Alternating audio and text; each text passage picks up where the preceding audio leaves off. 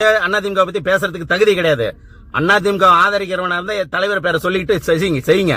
தலைவர் பேரை மட்டும் சொல்லிக்கிட்டு திமுகவுக்கு சொம்பு தூக்குற புறம்போக்குங்கள வாயை மூடிக்குங்க.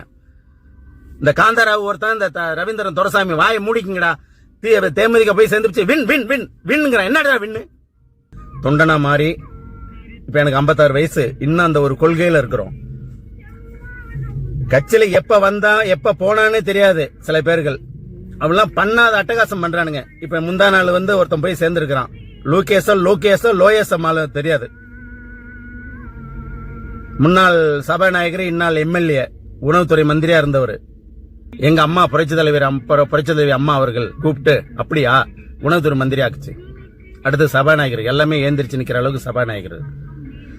அப்படிலாம் சொத்தை அனுபவிச்சுட்டு சொகத்தை அனுபவிச்சுட்டு கோடி கொட்டி கிடந்து புரண்டு இப்ப போய் பரிதேசி பண்ணாட போய் எடப்பாடியார் சரியில்லை, எங்க அப்பாவுக்கு ஹார்ட் அட்டாக் வந்து பாக்கல, மாராட்டப்பு பாக்கல அப்படின்னு புறம்போக்கு பண்ணாட சொல்றியடா. அறிவு இருக்காடா உனக்கு?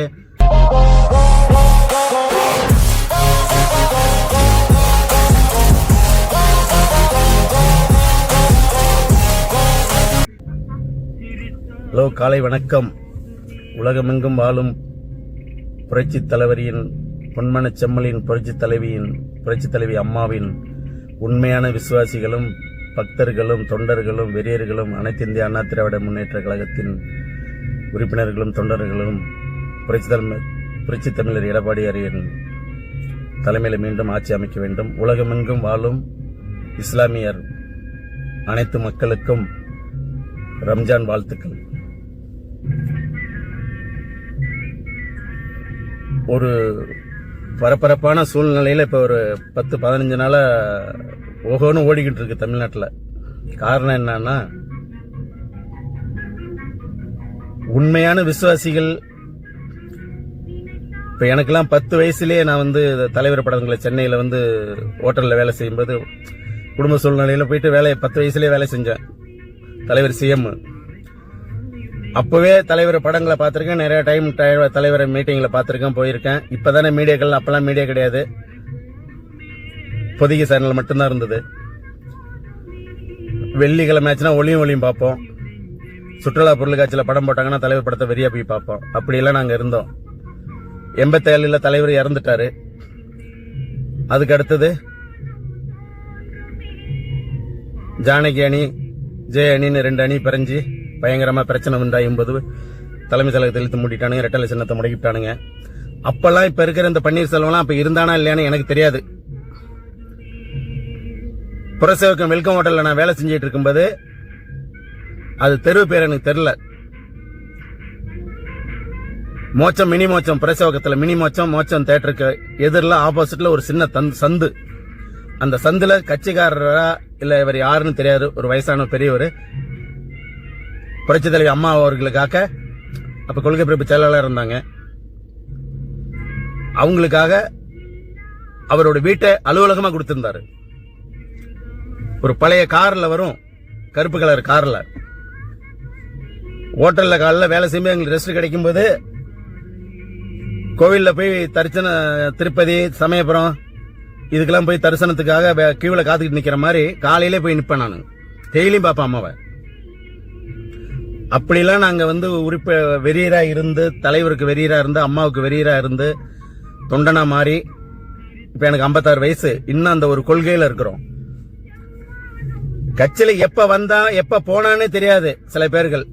அவெல்லாம் பண்ணாத அட்டகாசம் பண்றானுங்க. இப்ப முந்தா நாள் ஒருத்தன் போய் சேர்ந்திருக்கிறான். லோகேச தெரியாது. முன்னாள் சபாநாயகர், இந்நாள் எம்எல்ஏ, உணவுத்துறை மந்திரியா இருந்தவர். அவினாவசி தொகுதியில இவனும் வேட்புமனு பணம் கட்டியிருக்கிறான். நீலகிரியில ராசாவை எடுத்து நின்று தோத்து போனான். அம்மா போட்ட பிச்சையில தான் படிச்சு காலேஜ் எல்லாம் படிச்சு பட்டம் வாங்கியிருப்பான். அந்த அறிவு கட்ட ஜென்மம் முந்தான போய் விஜய் கட்சியில சேர்ந்திருக்கிறான். சேருங்கடா புறம்போக்குங்களா. போய் சேர்ந்துட்டு குறவை சொல்றீங்களே, எடப்பாடி சரியில்லை, அது சரியில்லை, இது சரியில்லைன்னு. ஏண்டா உங்க அப்பா பங்கனுக்கெல்லாம் சமைச்சு வச்சுக்கிட்டு சாப்பாடு சாப்பிடல அதிமுக காரங்க அப்படின்னு சொல்லி குறை வரும்போது எங்க அம்மா புரட்சி தலைவி அம்மா அவர்கள் கூப்பிட்டு அப்படியா உணவுத்துறை மந்திரி ஆக்குச்சு. அடுத்து சபாநாயகர் எல்லாமே ஏந்திரிச்சு நிக்கிற அளவுக்கு சபாநாயகர். அப்படிலாம் சொத்தை அனுபவிச்சுட்டு சுகத்தை அனுபவிச்சுட்டு கோடி கொட்டி கிடந்து புரண்டு இப்ப போய் பரதேசி பண்ணாட போய் எடப்பாடியார் சரியில்லை, எங்க அப்பாவுக்கு ஹார்ட் அட்டாக் வந்து பார்க்கல, மாராட்டக்கு வந்து பார்க்கல அப்படின்னு புறம்போக்கு பண்ணாட சொல்றியடா. அறிவு இருக்காடா உனக்கு? இந்த மாதிரி கட்சி விட்டு கட்சி மாறுறவன் புறம்போக்குங்களை நீங்க என்ன செய்யணும் தெரியுமா?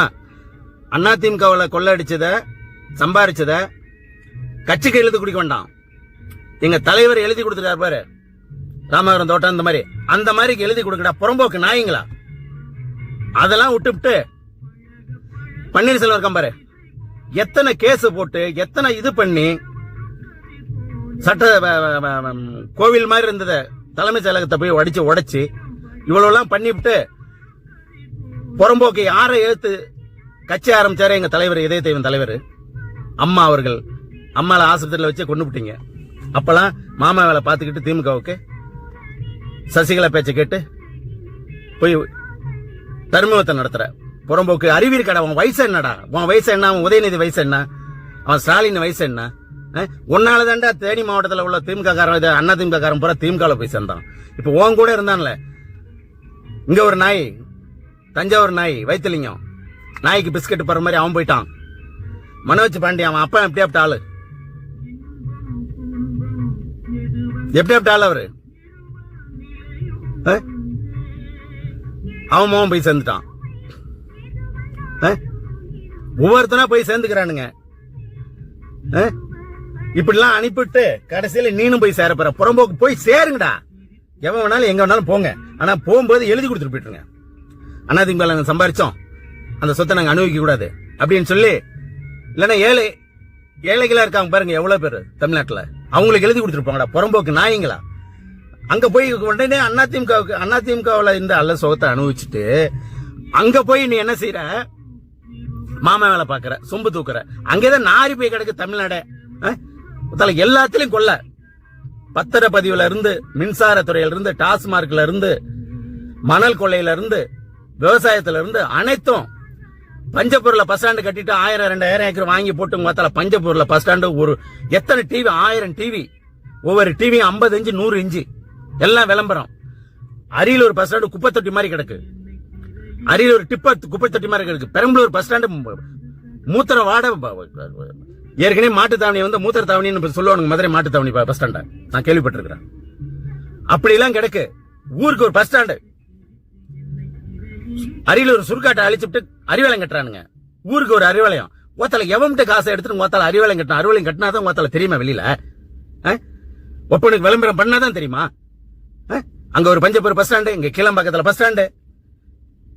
முத்தமிழுக்கு வித்தகர். தமிழ்நாட்டு என்னடா செஞ்சிருக்கான் அவன்? தமிழ படிங்கன்னு எல்லாத்தையும் சாவடிச்சுட்டான்.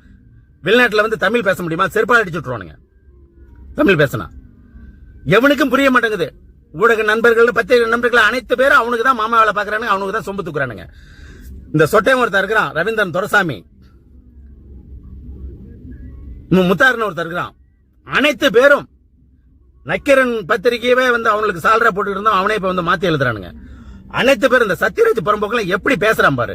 சினிமா துறையில எவனாவது உங்க பூட்டு போட்டுருக்கீங்களா? பிளாஸ்டிக் ஒட்டிக்கீங்கடா வாயில. எவனாவது பேசுறீங்களா? எனக்கு தெரிஞ்சு 7-8 வயசுல இருந்தா நான் பாத்துக்கிட்டு இருக்கேன். எங்க ஆளு ராமதாஸ் வன்னியர் இனத்தை சேர்ந்து எங்க ஆளு ராமதாஸ்ல இருந்து இந்த கம்யூனிஸ்ட்ல இருந்து பயங்கரமா போராட்டம் பண்ணுவானுங்க அதிமுக ஆட்சியில.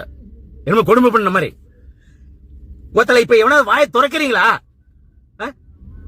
எல்லாத்துக்கும் என்ன செய்யறது? துட்டு மணி காசு. துட்டு மணி காசு. கரண்ட் பில்லு பாரு, 250 ரூபா 300 ரூபா இருந்த கடைகளுக்கு 900 ரூபா 950 ரூபா 1000 ரூபா 1500 2000 3000 வணிகர்களுக்கு வியாபாரிகள் புலம்புறாங்க. கடை கட்டி வாடகை விடுறவங்க 1 மாசம் 2 மாசம் வாடகைக்கு வரானுங்க, 2வது மாசம் காலி பண்ணிட்டு போயிட்டு வரானுங்க. அதெல்லாம் எவனும் கேட்க மாட்டேங்கிறான். எவ்வளவு பிரச்சனை நடக்குது ஊர்ல நாட்டுல. இந்த விவாதம் நடத்துக்கிற நாயங்களா நீங்க என்ன செய்றீங்க தெரியுமா? ஒவ்வொரு தொகுதிக்கும் போய் பாராளுமன்ற தொகுதி, எம்பி தொகுதியில் அங்க போய் விவாதம் நடத்துங்க. டிவியில் நடத்துட்டு என்ன பிரச்சனை? மக்களுக்கு ஏதாவது பிரச்சனைமா நீங்க பண்றது? அதெல்லாம் விட்டு போறானுங்க. எடுத்தா அதிமுக. இப்ப புரட்சி தலைவர் புரட்சி தமிழர் எடப்பாடியாரை கூப்பிட்டு எதயக்கணி படத்துக்கு ஆல்பேட்டு தரல விழா நடத்திருக்காங்க. அதுக்கு புறம்போக்கு நிறைய பேர் சால்ரா போடுறானுங்க. எடப்பாடியாருக்கு இந்த படத்துக்கு என்ன சம்பந்தம் இருக்குங்கிறான். வெண்ணிநாடு நிர்மலா அம்மையாரை வந்து கூப்பிட்டுருக்காங்க. கூட்ட நெரிசல் ஏதாவது அப்படி இப்படி நடந்திருக்கும். அத ஒருத்தன் பேட்டி கொடுக்குறான். அந்த அம்மா வந்து காத்துக்கிட்டு இருந்தாங்க. அது பண்றேன். ஏண்டா எம்ஜிஆர் பேரை சொல்லிட்டு திமுகவுக்கு சொம்பு தூக்குற டிராயிங்கள புறம்போக்குங்களே, வாயை மூடிக்குங்க. சொல்ற புரியுதா? வாயை மூடிக்குங்க, அடக்கி வாசிங்க. எடப்பாடியார் பத்தி அதிமுக பத்தி பேசுறதுக்கு தகுதி கிடையாது. அதிமுக ஆதரிக்கிறவனா இருந்தா தலைவர் பேரை சொல்லிக்கிட்டு செய்யுங்க. தலைவர் பேரை மட்டும் சொல்லிக்கிட்டு திமுகவுக்கு சொம்பு தூக்குற புறம்போக்குங்கள வாயை மூடிக்குங்க. இந்த காந்தாராவு ஒருத்தன், இந்த ரவீந்திரன் துரைசாமி, வாயை மூடிக்குங்கடா. தேமுதிக போய் சேர்ந்துச்சு வின் வின் வின் வின்னுங்கிறான். என்னடா வின்னு? புறம்போக்கு நாய்ங்களா? வாயை மூடிக்குங்கடா புறம்போக்குங்களா?